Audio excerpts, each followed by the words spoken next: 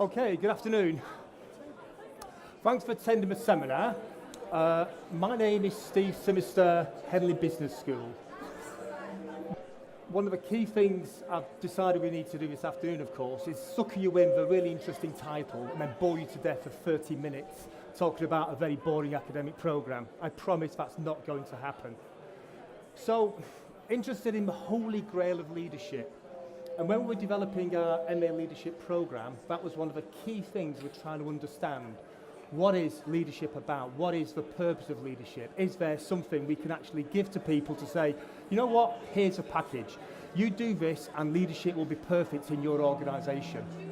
So when we were developing this program, that was ultimately the purpose we were trying to get through. What is the Holy Grail of leadership? The conclusion we came to after a period of time was there is no such thing as perfect leadership. So we spent a lot of time talking to organisations, trying to understand why do you do leadership, what's the purpose of it, and in terms of our pedagogy, in terms of trying to work out what do people want, what do they want out of a programme, ultimately it was saying we want things to work.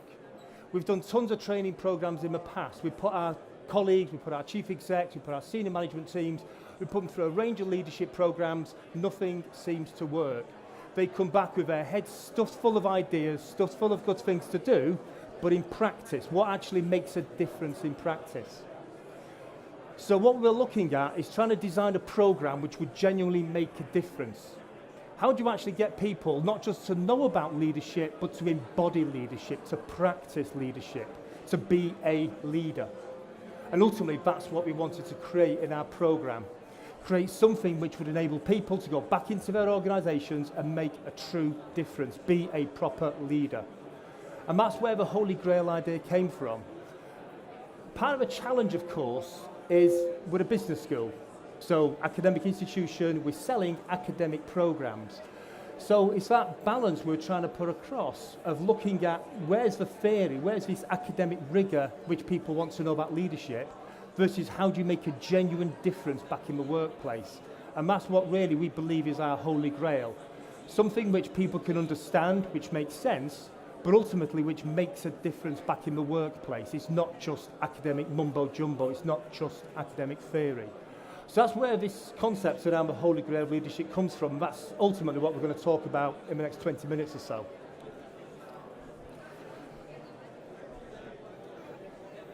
We're academics, we like talking, we like doing things internally, and sometimes we can be very internally focused. What we did for this programme, rather uniquely, the decision we took, because we wanted to make a difference back in practice, is one of the things we did was we set up what's called an advisory group of people who would be able to say to us, this is what we need from leadership. So a range of organisations we work with, and that's the range of companies we're working with. Large companies, small organisations, not-for-profit, third sector organisations, a range of companies who would be able to advise us and tell us what do they want from their next generation of leaders. What do they want their people to be able to go back into their organisations and undertake after they spend time with us in Henley. So that advisory group is very much about designing the programme with us. And I'm going to tell you, as an academic, that is a tough thing to do, because I know everything. What is there to know? How can industry actually inform academia? And that was part of a struggle we had in terms of convincing colleagues, working with colleagues at Henley, to say to them, you know what, this has got to be a collaborative programme. It's got to be a co-designed programme.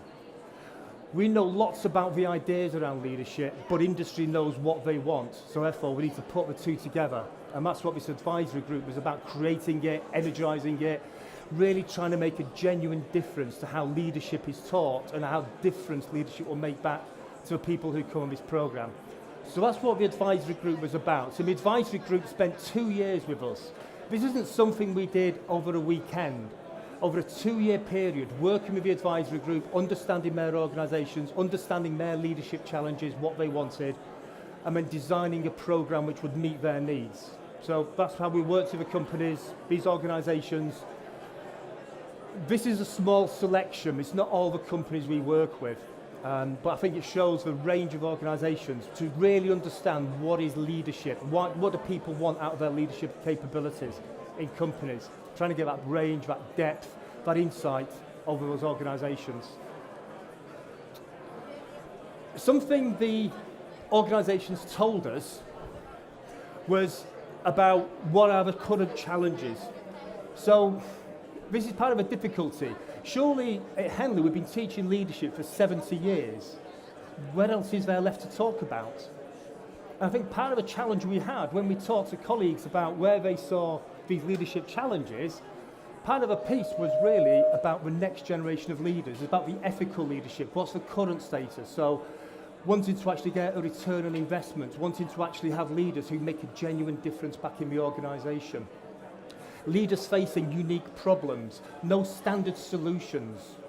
And so my colleagues, of course, who do things like MSc in accounting, and they sell accounting degrees, they're selling standard solutions. Accounting is a known body, it's a known entity. Leadership, what's good and bad about leadership? So you can look at a range of leaders, and some people will praise them to the high heavens, some people will say they're the devil incarnate. So trying to actually identify what good looks like in leadership, it can be a real difficult thing. And so part of the concept we had in the leadership challenges was really looking at what's the purpose of leadership, what organisations do with it, to really understand what people need to know. What we didn't want to do was to have an off-the-shelf solution. Off-the-shelf solutions, from our perspective, don't add genuine value back into the business. And again, the organisations we spoke with, one of the features they talk about was when they go to other organisations, when they go to other providers of leadership courses, what they get are off-the-shelf solutions. This works in 100 other firms, why don't you try it? That's okay for some organisations, but for the ones we were working with and the ones we're trying to make a difference for, they wanted more tailored approaches, more informed approaches, more insightful approaches. So part of these challenges about what the leaders genuinely need to know, these were informed and decided what we had to put forward. To me, that was the focus there about the concept of leadership, top-down leadership, chief execs telling people what to do. What people were telling us, what they see in practice and what we see in practice, is that organisations now more diverse in nature, greater emphasis on leadership in teams, more diverse leadership, leadership within actual organisational entities such as major projects and programmes. That's my own particular area of interest. So the forms of organisations are changing, and yet the way we show how people should be led isn't changing. And we're having that balance between looking at what are the forms of organisation versus a type of leadership you need to make that work. We're trying to constantly look at that balance. So given those challenges, given what we saw was happening in the organisations, given what we decided we'd like to put forward, the way we created our programme was designing a flexible programme which would meet some of these challenges. A programme which didn't say, here's a perfect solution. A programme which would say, you can co-design the solution with your own organisation. So what we ultimately did was trying to work with organisations that instead of delivering one of the classic 2 or 3 short day courses, which unfortunately my colleagues here at Henley also recognise that we deliver 2 or 3 short day courses as well, instead of just delivering those 2 or 3 short day courses, how do we get people to engage more proactively? How do we get people to actually buy into the idea they have to spend time on their leadership development? So again, what our organisational partners were telling us is people sell the concept, do a 3-day programme and your leadership will improve. Challenge is, of course, will that really happen? Will you generally get behavioural change, improved leadership development by undertaking a 2 or 3-day programme? And what we wanted to do is to move away from that myth, move away from that concept, actually be truthful about saying if you want to invest in your leadership, then you have to invest to quite some extent. This is a 24-month programme. You're going to have to spend about 20 days a year at Henley in an immersive environment to get that behavioural change. So the programme was designed to actually bring about true leadership development, true behavioural change, and recognising that does not happen over a short period of time. It's a more immersive experience. So that's what we're doing, designing a programme to meet some of those challenges. That behavioural change, absolutely fundamental, really making a genuine difference to how people lead within organisations. Just some of the background. 7% of managers, companies effectively develop global leaders. The amount of money which is being spent on leadership development courses, and yet do you see a genuine improvement in leadership within your company? So think about your own organisations, think about yourselves. How much money do you spend on leadership programs? Is there improvement, a measurable improvement in the leadership capabilities within your own company? What we wanted to do was to actually make that difference. Actually, people who come on the program, we wanted to make a genuine commitment to them to say, you will have behavioural change. You will be able to look back over an 18-month period and say, yes, as a leader, I have improved, and the leadership capabilities within my organisations have been developed. That's what the target we set ourselves, to measure that real behavioural change, that real improvement piece. And it was to get away from this concept of short courses, of investment being made and not being returned on. We wanted to make that genuine difference. Henley run a series of self-survey studies, and one of the studies we run on a regular basis is called the Corporate Learning Priorities. And so some of these information comes out of the Corporate Learning Priorities, and what we found is, what are organisations interested in? What are organisations going to develop over the next 3 years? And what they were interested in is organisational-wide leadership. They weren't just interested in the top-tier leadership being developed. They wanted to know, how could they develop their organisation from top to bottom? How could they get leadership embedded in all areas of the organisation? That's one of the key aspects coming out of a 2015 survey, and we run this every year at Henley. So the priorities for senior managers, looking at what senior managers were interested in. Again, that development piece. What makes a difference? If we put somebody on a course, if we're investing in an individual, what difference will that individual make when they come back into the organisation? That's something people wanted to know about, something they wanted to talk to us about. They didn't just want to send somebody on the traditional MSc programme. Go and do an MSc, you come out with a nice qualification, what difference has it made? So they wanted that return on investment, they wanted that measure, the genuine difference. So we worked quite hard trying to understand, how do you measure leadership? How do you measure leadership improvement? Is it about better engagement? Is it about actually bottom line? So part of the conversations we were having when we're designing the programme is, what genuine measures could we put in place? And we actually co-designed the programme as part of the aspects. When colleagues come on the programme, when they sign up to the programme, one of the things we get them to do is to measure themselves and to think about what difference do they make when they go back into their organisation after being in the programme. So they do the self-measurement survey themselves and they report on that as part of programme design. So I've talked a little bit about the Holy Grail of leadership. Is there a perfect way of doing things? And part of our emphasis was recognising that we wanted to actually show a range of styles. So leadership isn't just one perfect way of being. Leadership isn't just about the Holy Grail. And so we drew on a number of ideas, and the two we really enjoyed and looked at is that concept about not knowing. Now for an academic, that's quite uncomfortable. So surely you go to a university, somewhere you come to somewhere like Henley, top 1% of the business schools in the world, world-renowned, 70-year history. Surely you come to Henley for the answers. And yet actually, have we got the answers? What don't we know? And what we decided to do was actually tell the truth. And when you come to some areas around leadership, we don't know what the answer is. We've got some suggestions and we've got some very good ideas, but we don't know what will work for you. So part of our emphasis is very much about saying, we have some ideas, we will facilitate your understanding of leadership, we'll facilitate you actually engaging with leadership as a topic, and then take away and feed back into your organisation what works for you. And so this was actually informed the way we worked with people. Art of asking instead of telling. Now when you look at traditional, very highly traditional leadership programmes, it's all about the top person telling people what to do, creating the vision, telling people what to do. It's all about tall, grey men. I like tall, grey men, they're fantastic. It's all about tall, grey men showing their prowess, demonstrating how powerful they are. And yet what we're looking at is the gentle art of asking instead of telling. So it's that concept that as a leader, what is your purpose? What's your role?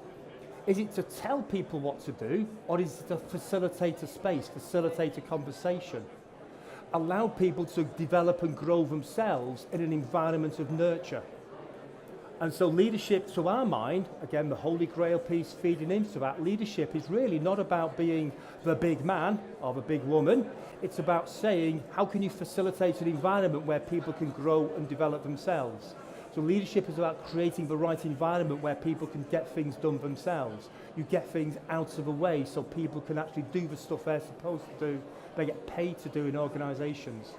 So that's where some of the thinking behind this and some of the ideas we're putting forward, a little bit different to how you see most normal leadership programs at universities, and certainly probably different to how you see leadership programs in many of the organisations and the brochures you may see around this exhibition hall.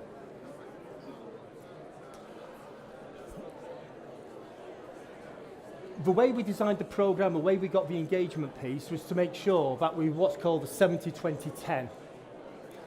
So I can assure you, university academics can be very good at standing there with 1,000 PowerPoint slides and boring you to death. It's not that difficult. We don't want to do that. So as part of the engagement process, as part of the conversation process, it was all about how do we actually flip things? How do we turn things around? How do we get people more engaged? We're getting people to bring their work-based placed problems into the workshop environment and then facilitating a process while we try and solve those problems on their behalf. So working with them to say, what are your leadership challenges, bring them into the workshop, talking to other students, talking to lecturers, talking to academics, and trying to work out what's going on in your organisation and how can you improve the situation you have, how can you improve your leadership capabilities. So very much that 70% workplace assignments, very much flipping what we do in a workshop environment.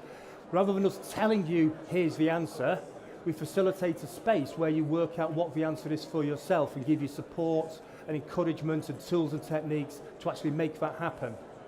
So that's the classic 70-20-10. And interestingly, I noticed there was even a conference talk on it this morning on the 70-20-10. No idea how that went, unfortunately I couldn't make it. The actual academic side, less than 10%. Yes, there's reading. So people need content. People need to know some of the ideas. This model works. We've been using it now for several years, and we use it on several of our programs. And it's really about engaging people in the learning environment. It's about flipping what you do in a learning environment. Bringing about genuine behavioural change. That was our focus. How do you get leaders to bring about and change their behaviour, change their way of being? You don't do that by boring them to death with 1,000 PowerPoint slides. You do that by genuinely looking at what's your workplace challenge and how can we facilitate you meeting some of those challenges and doing things differently. So that's our framework for working. I've talked through some of this already, some of the principles we looked at. I think the key one on there to my mind is that number 4, that leaders that are resilient and flexible. And part of the conversations we had with colleagues who come on the programme is that issue of if I do change my behaviour, if I try to become more engaging with a colleague, how do I know it's working? So do I try something and it doesn't work, so I immediately walk away from it? Or do I try something that doesn't work, reflect on that, think about it, and then try again a week or so later? So how often do you keep banging your head against a brick wall? And ultimately, that number 4, that resilient leaders, people who have insight, vision, passion, and basically saying, I know this is the right solution, I know this is the right thing for the organisation, but what happens when you meet resistance? How are you resilient enough to keep going back and gently pushing away in the organisational boundaries areas to engage people in maybe a new way of being? People who have been told for the last 10 years what to do. So we're working with an organisation, one of the organisations in the programme, they're an academy trust, a school academy trust of 10 schools. And part of the challenge they had was people were used to being told what to do. Trying to create an environment where actually you have to come up with the solutions yourselves. Trying to get the teams who are working in each of the schools to co-create solutions. So the leadership is more distributed into the teams itself rather than the person from the top, the chief operating officer, pushing stuff down. That environment is not easy to bring about. That's really challenging to bring about. That's why you need resilience. How do you know you're doing the right things? How do you know it's working? How do you know people are engaging with this? So that resilience piece is something we spent a lot of time with our students on, something we didn't fully understand until we started having these types of conversations. The importance of resilience really did come out through the conversations piece. In terms of design, almost inevitably, we wanted to put a program together, and universities, classic university thinking, we think in modules, we think in blocks of stuff you do. And I think part of the frustration we have is that this isn't what the program's about. What the program is about is a series of interactions with people. It's that 70-20-10 concept. So yes, there's some academic content where you collect credits in order to get your qualifications. But ultimately, it's about the workshops which happen. It's about what happens when people come to Henley, engage in the workshops, engage in the content, they go back into their workplace and apply it, and then 3 months later they come back in and we have a conversation about how did it go? How difficult was it to apply this new way of leading? How difficult was it to get shared leadership in some of your groups? So whilst the programme looks a very traditional way of being in terms of module structure, etc., from a university perspective, it's a workshop element which is key. The other thing which we identified was very keen for the marketplace was breaking the programme up. Again, talking to colleagues, one of the conversation pieces was taking 5 or 6 days at a time out of the workplace is difficult.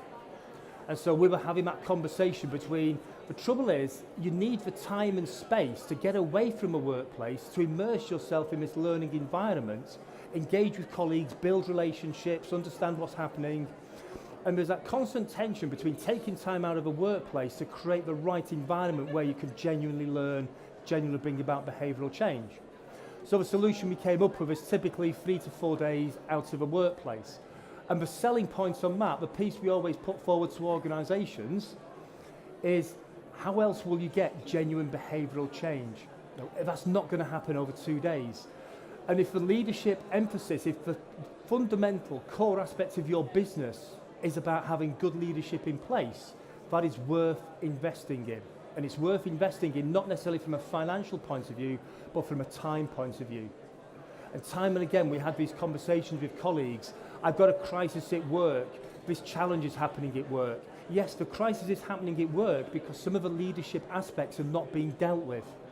And because those leadership aspects are not being dealt with, therefore you need more appropriate leadership back in the workplace. So we're using the actual environments of people saying they couldn't come on the workshops because of leadership challenges to demonstrate exactly why you need good leadership. So we're actually feeding off these aspects of, without this improved leadership development in your company, nothing will change, you'll simply lead in the same way. The business has to develop, the business has to move forward. The other piece we recognise is the actual leadership itself as a series of steps. Our fundamental belief, one of the things we core at Henley we believe in, is you cannot lead until you lead yourself. Understanding yourself, recognising yourself, your own strengths, your weaknesses, what you're engaging with. Once you understand yourself, then you can become a leader. Ultimately, why should anybody be led by you? If you lack the confidence, if you lack the insight, if you don't understand yourself, why should anybody believe in you? Why should anybody follow your vision, your way of being? So that first part, very much about understanding yourself, understanding what you are as a leader, what your values are, what your behaviours are. And again, what we found with colleagues when they come on the programme, it's the first time they've been challenged. And the challenge is ultimately a very basic question. Who are you? What type of leader are you? And colleagues would talk about what's worked in the past. Well, actually, during my line management, during my initial career stage, it was very much about being the boss, the person in charge, pushing my personality. It has got me to where I am today. Fantastic. It's got you where you are today. Will it take you forward in your future? So thinking about not necessarily where you are today, where do you want to be in 5 years? Will the same leadership behaviours, will the same way of being which got you where you are today, get you to where you would like to be in 5 years? So during that first part of the programme, challenging, testing, working with colleagues, getting them to genuinely think about, holding the mirror up, who am I? What are my values? What are my beliefs? Why should anybody want to be led by me? Quite challenging environment to work in, but ultimately that behavioural change piece really starts to feed in. That second stage starts to look at, okay, I can lead myself, I can support myself. How do I lead my immediate team? The 10 people who work with me, the 100 people who work with me, whatever size of team you have, how do I build and lead that team itself, and what requirements is that about? One of the key aspects we built in was what's called this practice leadership project. A lot of colleagues, when they talked to us, they'd had one career. They'd worked in teaching all their life, they'd worked in healthcare all their life, they'd worked in manufacturing all their life. And one of the reflection pieces which I personally took away, I moved from a construction environment into pharmaceutical drug development, and I then went into financial services and IT. So I actually had a number of careers. I'd actually personally moved between sectors, and I know how challenging that can be. But moving between sectors, moving between industries, what you gain is insight into why tools and techniques, ideas which work in one sector, such as construction, why they don't work in pharmaceuticals. So I was looking at how can you actually get transference of ideas, transfer of knowledge across sectors, across areas. And so what this was about, this practice-based leadership project, was very much a way of getting colleagues from different sectors on the programme to work together and do a consultancy assignment. So, colleague I mentioned who was in the Academy Trust, who was in the school area, would go and work in United Biscuits in the manufacturing sector, and we'd spend a couple of weeks working on a consultancy assignment trying to solve a particular problem in that environment. And so what we were doing was actually bringing people together, building on the networks, the internal relationship network within the group, the cohort for the MA, to identify how do you develop leadership not only in your own company, in your own sector, but in other sectors, and what can I bring in from other sectors? Actually bringing that, designing that in as part of a programme. One of the first times you've been able to do that in any of the academic programmes at Henley, so it's really important. So that was part of developing the leadership team. Next piece, organisation. So this is now really going up to the supra level and thinking about the whole business, the whole step. How can I lead the whole organisation? How can I take the organisation to its next phase of development, and what's my role in doing that? So just to try and do a bit of a wrap up, what are the main features of the MA Leadership Programme? It's clearly not just a pure academic programme, looking very much about balancing and improving behavioural aspects of the organisation, understanding what people's genuine needs, what do they want out of a programme. So very much people almost design their own programme, they design what they want out of it. The only thing we give them, quite frankly, is a qualification. They can walk away and put MA after their name. The whole programme is designed around them. They have to engage, they have to commit, and actually what we're doing is showing them that's what leadership is all about. Leadership is about you stepping up to the mark and actually doing something. And for the MA Leadership Programme, that's exactly what we want people to do. They have to step up and take control of their learning, take control of what they do. So just to try and wrap up a little bit, the experience pieces come into it, the support through workshops I think is absolutely key. Ultimately, it's investing the time and effort in developing leadership.